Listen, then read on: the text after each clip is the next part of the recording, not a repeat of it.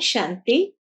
आज 16 नवंबर 2022 के बाबा के अनमोल मधुर महावाक्य सुनेंगे।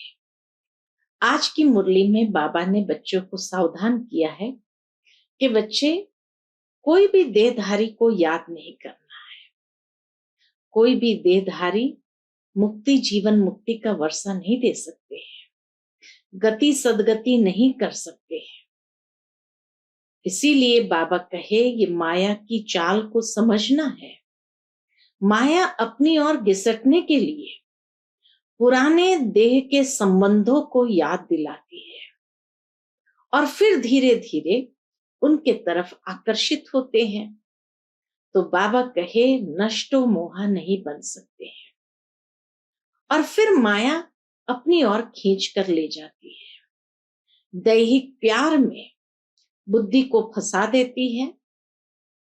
इसलिए बाबा कहे ऐसे संग से भी अपने आप को दूर रखो, क्योंकि संग भी कई बार बच्चों को दैहिक दुनिया की ओर ले जाते हैं और फिर बच्चों को पता भी नहीं चलता है कब विकर्म हो जाते हैं। तो बाबा आज कहे कि बच्चे तुम्हें किसी भी देहधारी को याद नहीं करना है, कोई भी बुरे संग में फंसना नहीं है, माया के तरफ आकर्षित नहीं होना है, पूरा पूरा नष्टो मोहा बनना है। तो सुनते हैं बाबा के मधुर महावाक्य। ओम शांति। मीठे बच्चे, कोई भी देहधारी को याद करने से मुक्ति जीवन मुक्ति नहीं मिल सकती। कोई भी देहधारी को याद करने से मुक्ति जीवन मुक्ति नहीं मिल सकती। बाप ही तुम्हें डायरेक्ट ये वर्षा देते हैं। आज की मुरली से प्रश्न है, बाप का बनने के बाद भी माया किन बच्चों को अपनी ओर घिसट लेती है? उत्तर, जिनका बुद्धि योग पुराने संबंधियों में भटकता है, पूरा ज्ञान नहीं है या कोई पुरानी आदत है, ऐसे बच्चों को माया अपनी ओर घिसट लेती है। बाहर का संग भी बहुत खराब है जो अपने को खत्म कर देता है। संग का असर बहुत जल्दी लगता है।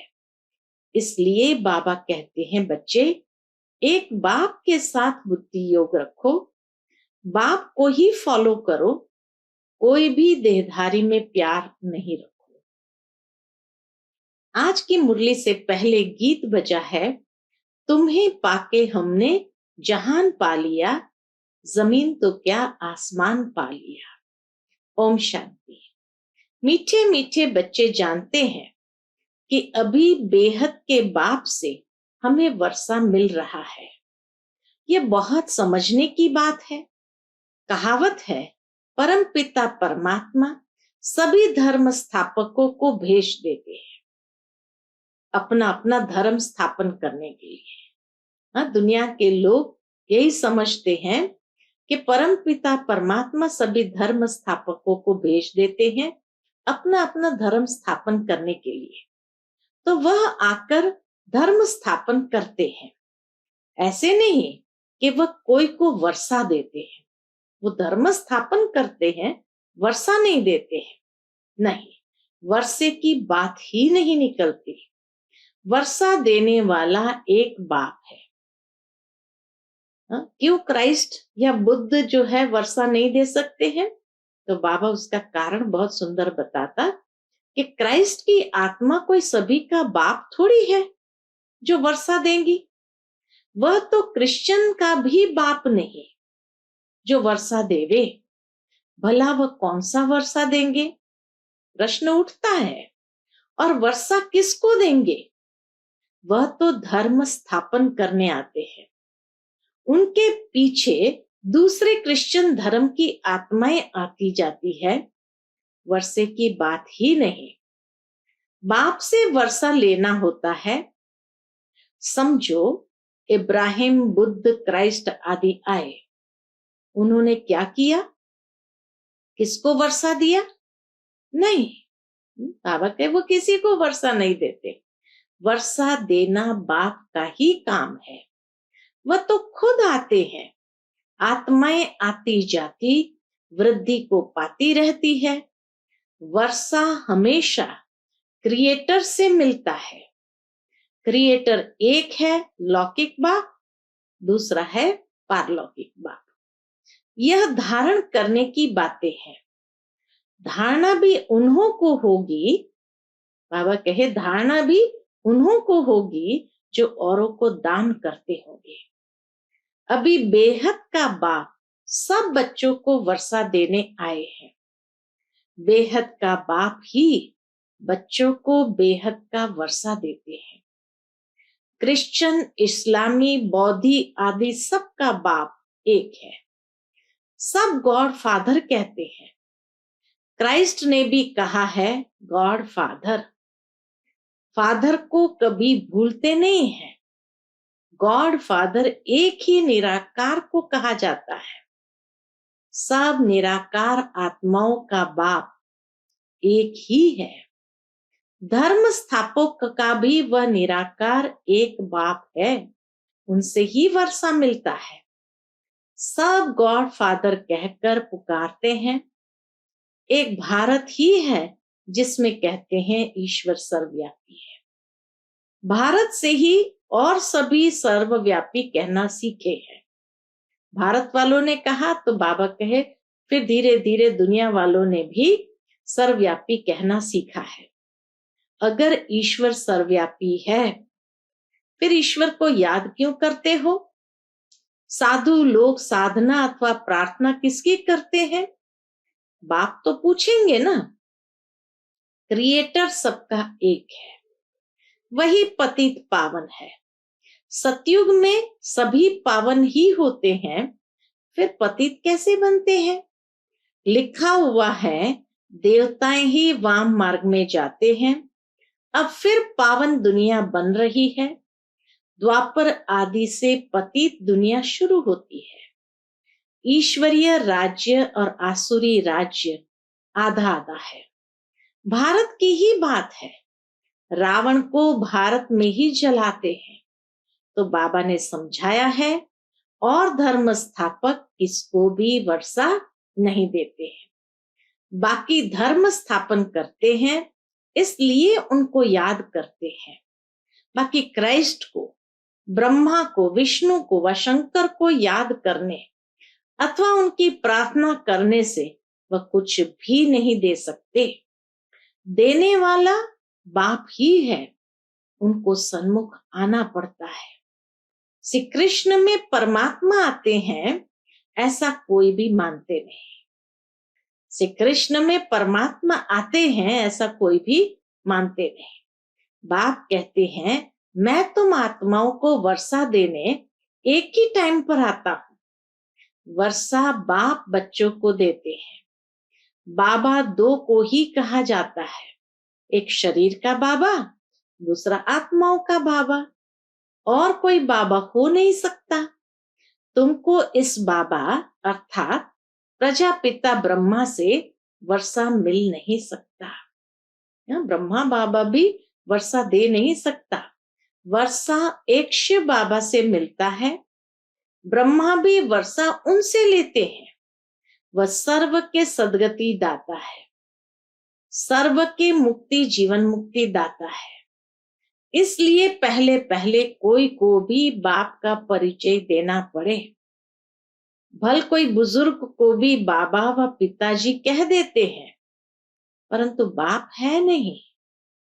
वो कोई सच्चा बाप है, वर्षा देने वाला बाप है नहीं। बाप एक लौकिक, दूसरा पारलौकिक ही होता है। ये ब्रह्मा भी जिस्मानी बाप है। तुम बच्चों को एडॉप्ट करते हैं। भल तुम ब्रह्मा को बाबा कहते हो, परंतु वर्षा तो उनसे मिलता है ना। कौन सा वर्षा? सदगति का। दुर्गति व जीवन बंध से तो सब छूटते हैं। इस समय भारत खास, सारी दुनिया आम रावण के बंधन में है। आत्माएं जो पहले पहले आती है, तो पहले जीवन मुक्त, फिर जीवन बंद बनती है। पहले सुख, फिर दुख भोगना है। ये बुद्धि में बिठाना चाहिए। कोई भी देहधारी को याद करने से मुक्ति, जीवन मुक्ति मिल नहीं सकती। मैसेंजर लोग भी किसको वर्षा देते नहीं है। मुक्ति, जीवन मुक्ति का वर्षा बाप ही आकर देते हैं, परंतु किनको डायरेक्ट, किनको इनडायरेक्ट। तुम बच्चों के सन्मुख ही बाप होता है। दिन प्रतिदिन तुम देखेंगे बाबा मधुबन से बाहर कहाँ जाएंगे नहीं। लास्ट में ब्रह्मा बाबा बाहर कहीं भी जाते नहीं थे। इस पुरानी दुनिया में रखा ही क्या है। शिव बाबा कहते हैं हमको स्वर्ग में जाने अथवा स्वर्ग को देखने की भी खुशी नहीं है, तो बाकी इस दुनिया में कहाँ जाएंगे। मेरा पार्ट ही ऐसा है। ब्रह्मा बाबा भी कहते मेरा पार्ट ही ऐसा है, और शिव बाबा भी कहता है मेरा पार्ट ही ऐसा है। पतित दुनिया में आता हूं। 7 वंडर्स ऑफ वर्ल्ड कहते हैं, परंतु उनमें कोई स्वर्ग बताते नहीं। स्वर्ग तो पीछे आता है। मुझे पतित दुनिया, पतित शरीर में, पराये राज्य में आना पड़ता है। गाते भी है दूर देश के रहने वाला, आया देश पराया। इसका अर्थ तुम बच्चे ही समझ सकते हो। अभी हम पुरुषार्थ करते हैं, फिर अपने देश में आएंगे। अच्छा, द्वापर के बाद जो आत्माएं आएगी वह तो पराये राज्य अर्थात रावण राज्य में आएगी, पावन राज्य में तो नहीं आएगी। उन्हों को थोड़ा सुख थोड़ा दुख का पाठ है। बाबा कहे उन्हों का थोड़ा सुख थोड़ा दुख का पाठ है। तुम सतयुग से लेकर फुल सुख देखते हो। हर एक को अपना अपना पाठ मिला हुआ है। बाप तुम बच्चों को बैठ राज समझाते हैं कि मैं कैसे देवी देवता धर्म स्थापन करता। इसमें सुख ही सुख है। देवी देवता धर्म में सुख ही सुख है, और उसके लिए तुमको लायक बनाता हूं। तुम समझते हो हम स्वर्ग के मालिक थे, फिर माया ने पूरा नालायक बनाया है। बाप कहते हैं अभी तुम कितने बेसमझ बन पड़े हो। नारद की कहानी है ना, तुम समझ सकते हो। भगत झांझ बजाने वाला लक्ष्मी को कैसे वरेगा। जब तक राजयोग सीख पवित्र न बने, बल शरीर तो सबके भ्रष्टाचारी है, क्योंकि भ्रष्टाचार से पैदा हुआ है। भ्रष्टाचार से ही पैदा होते हैं। तुम तो मुखवंशावली हो। ये बड़ी समझने की बातें हैं। ये रचता और रचना की नॉलेज बाप खुद ही आकर देते हैं। सब पॉइंट्स कोई समझ भी नहीं सकेंगे। यहां से बाहर गए, कोई का संग मिला और खत्म। कहां भी जाता है संग तारे कुसंग बोरे, संग तारे कुसंग बोरे।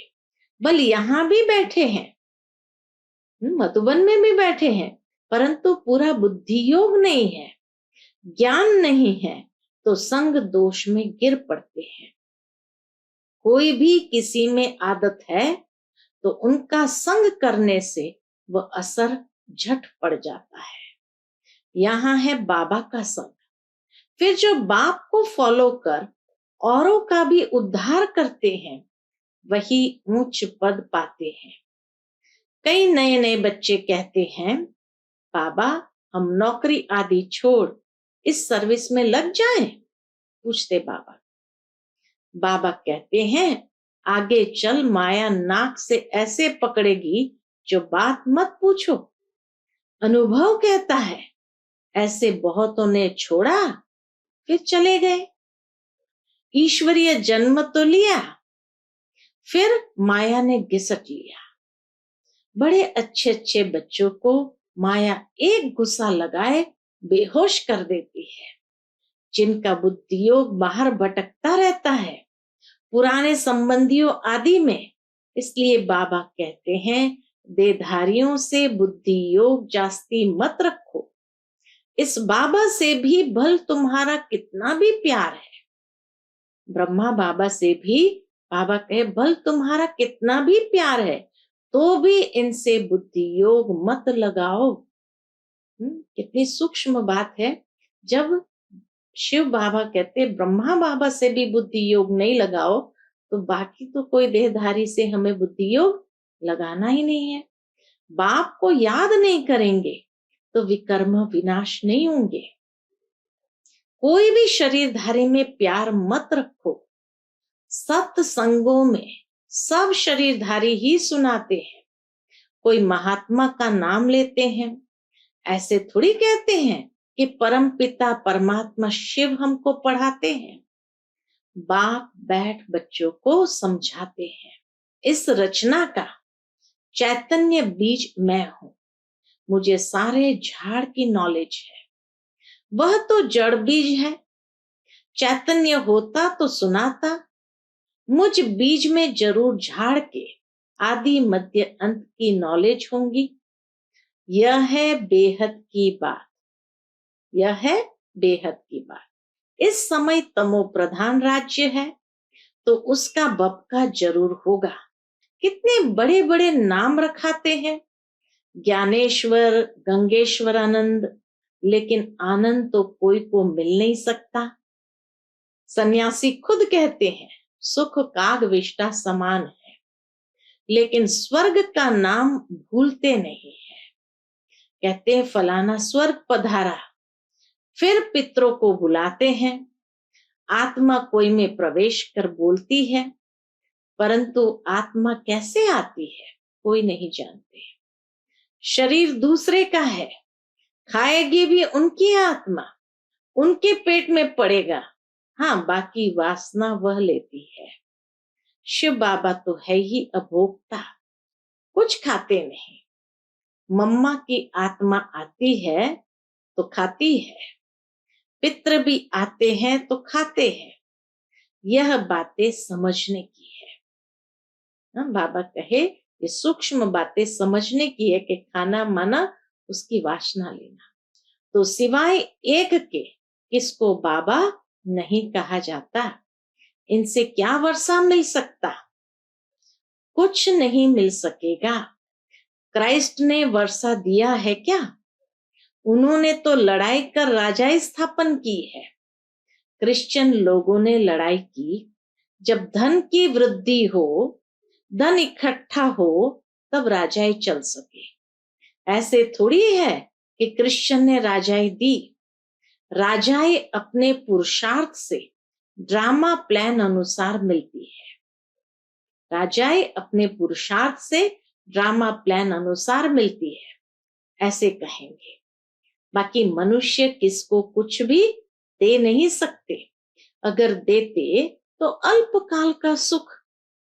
अभी तो तमो प्रधान है, माया का बहुत जोर है। अब माया से युद्ध करना है। माया जीते जगत जीत। मनुष्य शांति में रहने के लिए कितना माथा मारते हैं। मन ऐसे थोड़ी शांत हो सकता है। यह तो कुछ सीखते हैं जो हिप्नोटाइज आदि कर अनकॉन्शियस कर देते हैं। पुनर्जन्म के बातों को याद कराने के लिए बाबा कहे ये सीखते हैं जो हिप्नोटाइज आदि कर अनकॉन्शियस कर देते हैं, अर्थात बेहोश कर देते हैं। मेहनत लगती है, किसकी तो ब्रेन ही खराब हो जाती है। बाप कहते अगर कोई कर्म बंधन में अथवा मित्र संबंधी आदि में बुद्धि जाती रहेगी तो विकर्म विनाश नहीं होंगे। देहधारी से बुद्धि को हटाना है। सबको भूल जाओ। आप हुए मर गई दुनिया। दुनिया को याद करते हो तो तुमको दंड पड़ता है। तुम कहते हो कि बाबा हम मर चुके हैं, हम आपके हैं, तो फिर मित्र संबंधी आदि तरफ बुद्धि क्यों जाती है? गोया तुम मरे नहीं हो। बुद्धि जाना माना बाबा कहे तुम मरे नहीं हो, बाप के बने नहीं हो।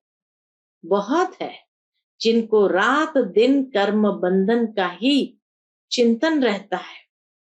याद में बैठते भी वही संकल्प आते रहते हैं, यहाँ बाबा की गोद में रहते तो मर चुके ना। तो बुद्धि योग कहाँ जाना नहीं चाहिए। सन्यासी तो घर बार छोड़ते हैं, गोया मर गए। अगर याद पड़ता रहेगा तो योग में कैसे रहेंगे। अगर देहधारी मित्र संबंधी याद पड़ते रहे तो योग में कैसे रहेंगे। कोई फिर घर में लौट भी आते हैं, कोई पक्के होते हैं, बिल्कुल याद भी नहीं करते। तुम बच्चों की भी बुद्धि अगर बाहर जाती रहती है तो ऊंच पद पा न सके। बच्चे बने हो तो फॉलो फादर पूरा करना चाहिए, कुछ भी मोह नहीं जाना चाहिए। परंतु तकदीर में नहीं है तो मरकर भी उस तरफ चले जाते हैं। 5% बुद्धि यहाँ है, 95% बुद्धि बाहर है, भटकती रहती है ना, न इधर के न उधर के। बाप के बने फिर बुद्धि ही खत्म, मर गए। इस बेहद के सन्यास में विरला ही कोई आ सकता है। माला का दाना भी वही बन सकता है। यह तो तकदीर है। बाबा कहे यह तो तकदीर है। यहाँ जो आकर रहते हैं उनको मेहनत नहीं लगनी चाहिए, परंतु देखा जाता है कि यहाँ वालों को जास्ती मेहनत लगती है। बाहर में रहने वाले बड़े तीखे चले जाते हैं, किसी में मोह नहीं जाता। समझते हैं कहाँ ये बंधन छूटे तो सर्विस में लग जाएं। वह भी देखना पड़ता है। ज्ञान में पक्के हैं, कच्चे होंगे और पति मर गया तो जैसे जख्म पर नमक पड़ जाता है। जब तक अच्छी रीति नहीं मरे हैं तो जैसे जख्म पर नमक पड़ता रहता है। यहाँ तो बाबा कहा बस, बाबा के बन गए, पुराना संबंध छूटा। वह जाने, उसके कर्म जाने, हम क्या जाने। इतनी उछल होनी चाहिए। ऐसे बहुत थोड़े हैं। बाप मिला बस, और किसकी परवाह नहीं।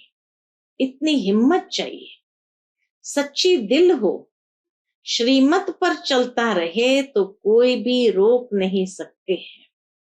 पवित्र बनने में कोई विघ्न डाल नहीं सकते। अच्छा, मीठे मीठे सिकेलते बच्चों प्रति माता पिता बाप दादा का याद प्यार और गुड मॉर्निंग। रूहानी बाप की रूहानी बच्चों को नमस्ते। हम सभी रूहानी बच्चों की रूहानी माता पिता बाप दादा को याद प्यार, गुड मॉर्निंग और नमस्ते। नमस्ते। शुक्रिया बाबा, शुक्रिया। आज की मुरली से धारणा के लिए मुख्य सार है। पहली पॉइंट, कर्म बंधनों के चिंतन में नहीं रहना है, बुद्धि को देहधारियों से हटाना है, बेहद का संन्यास करना है। दूसरी पॉइंट, बंधनों से छूटने के लिए पूरा पूरा नष्टो मोहा बनना है, सच्ची दिल रखनी है, ज्ञान में मजबूत, पक्का और हिम्मतवान बनना है।